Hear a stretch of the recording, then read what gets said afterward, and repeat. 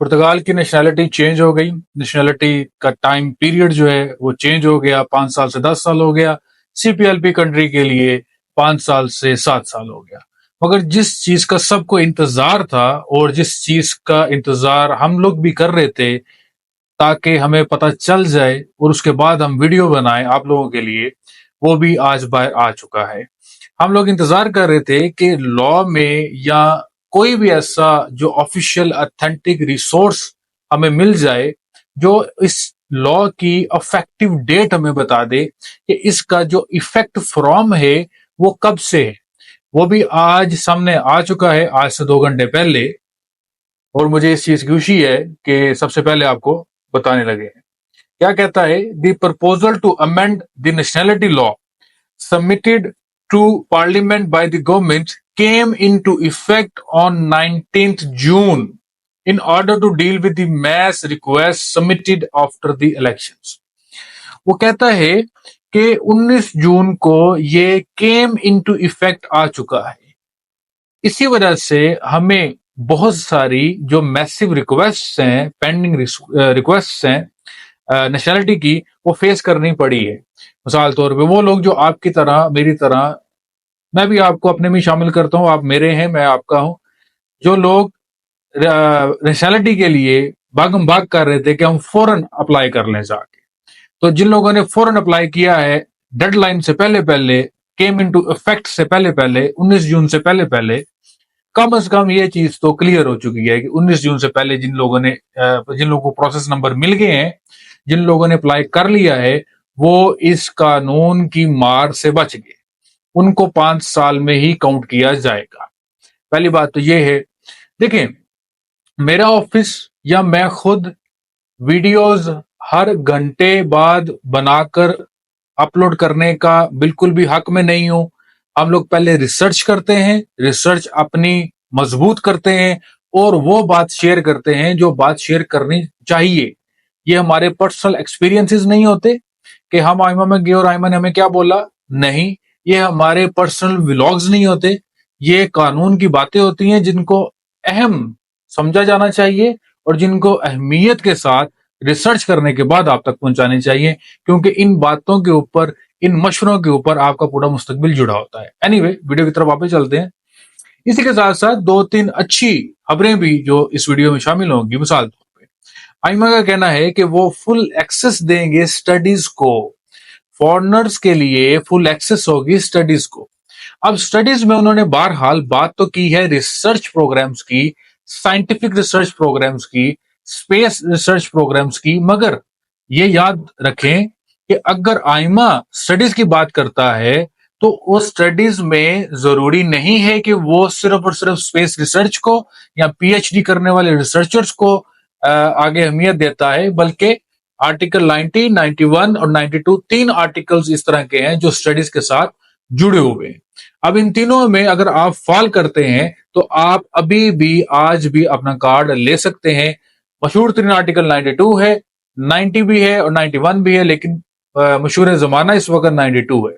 90 और 91 वो अलग आर्टिकल्स हैं। 90 में आप हाईली स्किल्ड होते हैं, हाईली एजुकेटेड होते हैं, रिसर्च वर्कर होते हैं, और 91 में आप किसी बैचलर्स प्रोग्राम में या मास्टर्स प्रोग्राम में आ जाते हैं।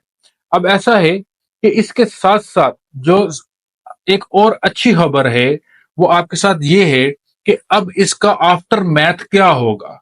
अब इसका आफ्टर मैथ ये होगा कि एक तो हाउसिंग अफोर्डेबल हो जाएगी, लोग उस तरीके से आना अब यहां पर नहीं आएंगे, और अगर जो लोग आएंगे वो प्रॉपरली D टाइप वीजा लेकर आएंगे या गोल्डन वीजा लेकर इन्वेस्टमेंट बेस पर आएंगे।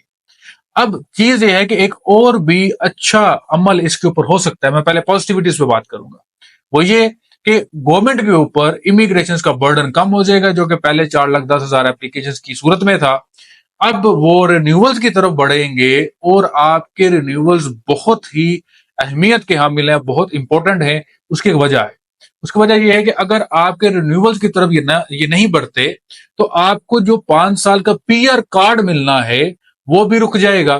तो अगर तो आपको आपकी एक्सपायरेशन के बाद कार्ड्स पर कार्ड मिलते रहें, आपकी एक्सपायरेशन के बाद ये ना हो कि आपको रिन्यूअल के लिए 8, 10, 9 महीने दोबारा इंतजार करना पड़े, तो फिर आपको 10 साल का पीरियड कम चुभता है। आपका 2 साल बाद कार्ड एक्सपायर हुआ, एक ही हफ्ते में आपको अगला 3 साल का मिल गया। 5 साल एक्सपायर हुए, एक ही हफ्ते में आपकी अपॉइंटमेंट आ गई, आपको अगला 5 साल का पीआर मिल गया। 10 साल चुभने उस तरीके से नहीं चुभते जिस तरीके से आपको चुभने चाहिए। मगर आज की सूरत इस तरह नहीं थी। आज आपको रिन्यूअल्स के लिए भी इंतजार करना पड़ता था। आफ्टर मैथ जो है इस इफेक्ट का वो ये है कि गवर्नमेंट जो है उसके ऊपर बर्डन कम हो जाएगा, वो इन चीजों को लेकर ज्यादा अच्छी पॉलिसीज और ज्यादा अच्छा एडमिनिस्ट्रेटिव निजाम पैदा कर लेंगे। आगे चलते हैं कि जो सीरियस इमिग्रांट्स हैं सिर्फ वो यहां पर आएंगे, ये भी एक आफ्टर मैथ है, जो कि डी टाइप से आएंगे और जो अपना गोल्डन वीजा लेकर आएंगे। इसके बाद चलते हैं कि जो पीआर है, जो परमानेंट रेजिडेंट कार्ड है, वो रिज्यूम हो जाएगा, वो दोबारा आपको दे दिया जाएगा। दोबारा उसके उसको उसको कैच करने के लिए, उस तक पहुंचने के लिए आपके लिए मामला आसान हो जाएंगे। देखिए, एक बात आप समझ लें कि पासपोर्ट 5 साल से 10 साल होने का मतलब ये नहीं है कि आप रेजिडेंसीज भी नहीं ले सकते।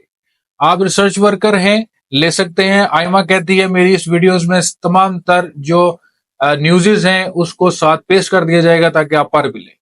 आयमा कहती है कि हम फुल एक्सेस देंगे स्टडीज को। फैमिली रीयूनिफिकेशन अभी तक बंद नहीं हुआ, हालांकि उसका बिल पेश किया गया था। डी टाइप वीजा के ऊपर जो लोग आते हैं उनके वीजा के ऊपर स्टिकर पेस्ट होता है अपॉइंटमेंट्स का, कार्ड ले सकते हैं। नहीं अगर होता तो आप आकर ऑनलाइन पोर्टल के थ्रू ले सकते हैं। गोल्डन वीजा अगर लेकर आते हैं, इन्वेस्टमेंट करके आते हैं, तो एक तो आपने इन्वेस्टमेंट की, घर भी आपके पास, लैंड भी आपके पास, उस इन्वेस्टमेंट में आपको प्रॉफिट भी मिलता रहा और आपको कार्ड भी मिल गया।